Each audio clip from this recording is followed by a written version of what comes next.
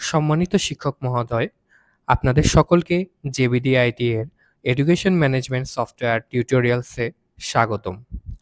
আজকে আপনারা দেখবেন আমাদের এডুকেশন ম্যানেজমেন্ট সফটওয়্যার ইএমএস এর মাধ্যমে কিভাবে খুবই সহজে একটি স্টুডেন্টের ভর্তি প্রক্রিয়া সম্পন্ন করা যায়। চলুন দেখে নেওয়া যাক। এর জন্য প্রথমেই আপনাকে চলে আসতে হবে আমাদের বা আপনাদের স্কুলের ওয়েবসাইটে। ওয়েবসাইটে আসার পরে আপনারা মেনু বার থেকে দেখে নিতে পারবেন সফটওয়্যার লগইন। সফটওয়্যার লগইন অপশনে ক্লিক করলে আপনাদের সামনে এই ইন্টারফেসটি আসবে। এরপরে আপনারা আপনাদের নির্ধারিত ইউজার আইডি এবং পাসওয়ার্ড দিয়ে লগইন করে নেবেন। লগইন করা মাত্রই আপনাদের সামনে এই ড্যাশবোর্ডটি ওপেন হয়ে যাবে। ড্যাশবোর্ডটি ওপেন হওয়ার পরে আপনাদেরকে প্রথমে বছর সিলেক্ট করে নিতে হবে 2026। এরপর আপনাদের স্কুলের ক্রাইটেরিয়া অনুযায়ী একটি শাখাকে সিলেক্ট করতে হবে। সেক্ষেত্রে আমরা নবম শ্রেণীর ভর্তি প্রক্রিয়া সম্পন্ন করার চেষ্টা করছি। বিজ্ঞান শাখা, ব্যবসা শাখা, মানবিক শাখা এখান থেকে আমাদের একটি সিলেক্ট করে নিতে হবে। এরপরে আমাদের আসতে হবে অ্যাড নিউ স্টুডেন্ট, যেটি ডান পাশে অবস্থান করছে। এখানে ক্লিক করার পরে আপনাদের সামনে এই ফর্মটি চলে আসবে। এখানে আপনাদের প্রথমে বছর সিলেক্ট করে নিতে হবে, এরপর ক্লাস রোল, এরপর রেজিস্ট্রেশন নাম্বার, এরপর একটি সফটওয়্যার আইডি যেটি আপনাকে অবশ্যই দিতে হবে। এরপর সেকশন থাকলে আপনাদের এবিসি বা ক খ গ সেই সেকশনটি দিয়ে দিতে হবে। এরপরে একটি নাম দিয়ে রাখতে হবে। এরপর মোবাইল নাম্বার দিতে হবে। এরপর জন্ম তারিখ আপনাদেরকে সিলেক্ট করে দিতে হবে। দেওয়ার পরে আপনাদেরকে জেন্ডার সিলেক্ট করতে হবে। এরপর ব্লাড গ্রুপ,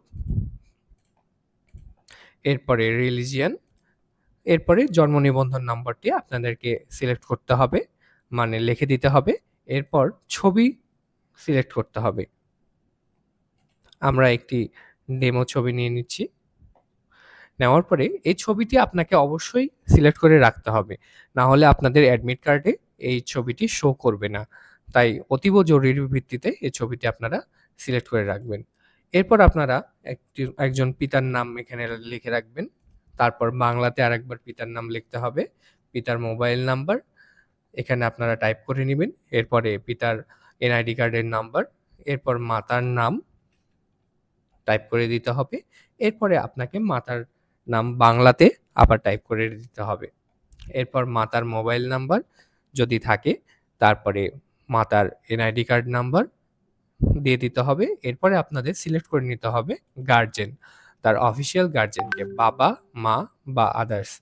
আদারে দিলে আপনাদের এখান থেকে আবার সিলেক্ট করে লিখতে হবে, এবং যদি বাবা বা মা সিলেক্ট করেন তাহলে অটোমেটিক্যালি এই জিনিসগুলো আবার চলে আসবে। এরপর আপনাদেরকে অ্যাড্রেসের জন্য প্রথমে গ্রামের নাম লিখতে হবে, এরপর পোস্টের নাম লিখতে হবে, এরপরে উপজেলা দিতে হবে, এরপরে আপনাদেরকে জেলা টাইপ করে দিতে হবে। এবং একই যদি ঠিকানা হয়ে থাকে তাহলে আপনাদের same as present address select করে দিতে হবে। এটা করার পরে আপনারা দেখতে পাবেন সাবজেক্ট সিলেকশন থাকবে, যেখানে আমরা এখনই এই সাবজেক্টগুলো সিলেক্ট করে রেখেছি। এর পাশাপাশি মেইন সাবজেক্ট এবং ফোর্থ সাবজেক্ট ধরে নিই আমরা হায়ার ম্যাথস মেইন সাবজেক্ট এবং ফোর্থ সাবজেক্টে বায়োলজি সিলেক্ট করলাম, করে আমরা সাবমিট দেব। সাবমিট দিলে আমাদের এখানে লেখা দেখাবে অ্যাডমিশন সাবমিটেড সাকসেসফুলি। আপনারা দেখতে পাচ্ছেন এখানে আমাদের সেই ছাত্র বা ছাত্রীটির নাম চলে এসেছে, যেটি আপনারা এই আইকনে ক্লিক করলে দেখতে পাবেন একদম ফর্মের মতো আপনাদের সামনে চলে আসবে। এখানে আপনারা প্রিন্ট করে নিয়ে বা ডাউনলোড করে নিয়ে সিগনেচারগুলো করে নিতে পারবেন। এবং এরই পাশে যদি মনে করেন এখানে কোনো তথ্যে ভুল রয়েছে, সেক্ষেত্রে আপনারা এডিট অপশানটি পাচ্ছেন। এডিট অপশানে গিয়ে এখান থেকে সকল তথ্য এডিট করে নিয়ে আবার আপডেট করে নিতে পারবেন। এরই মাধ্যমে খুবই সহজে আপনাদের একটি স্টুডেন্টের ভর্তি প্রক্রিয়া সম্পন্ন করা যাবে। ধন্যবাদ।